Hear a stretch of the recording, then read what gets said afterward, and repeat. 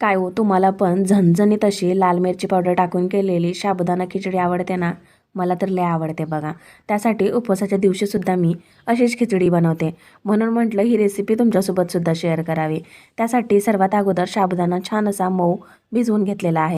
यानंतर भाजलेल्या शेंगदाण्याचं कूट मिक्सरला वाटून घेतलेलं आहे. खूप जाडसरही नाही आहे आणि अगदी खूप बारीकही नाही. आणि बटाट्याच्या बघा अशा लांबक्या फोडी करून घेतलेल्या आहेत. कढईमध्ये 3 ते 4 चम्मच तेल टाकूया आणि तेलामध्ये बटाटा अगदी मऊ होईपर्यंत परतून घेऊया.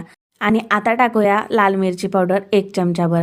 ती सुद्धा मिक्स करून घेऊया आणि शेंगदाण्याचं कूट टाकूया 1 अर्धी वाटी आणि सर्वात शेवटी टाकायचा आहे भिजवलेला साबुदाणा. मस्त अशी खिचडी होते, अगदी झणझणीत अशी आणि खायलासुद्धा अप्रतिम लागते. एकदा लाल मिरची पावडर टाकून ही खिचडी बनवून बघा, नक्कीच आवडेल. आणि पाहू शकता साबुदाणासुद्धा खूप असा चिकट वगैरे झालेला नाही आहे, अगदी मोकळा भिजला गेलेला आहे. आणि चवीनुसार मीठ टाकूया. सर्व असं एकजीव करून घेऊया, मिक्स करून घेऊया. झाकण ठेवून अगदी 2 ते 3 मिनिट खिचडीसाठी वाट पाहूया. आणि पाहू शकता काय रिझल्ट आहे बघा तुम्ही. मस्त जबरदस्त अशी ही खिचडी खायला भन्नाट लागते.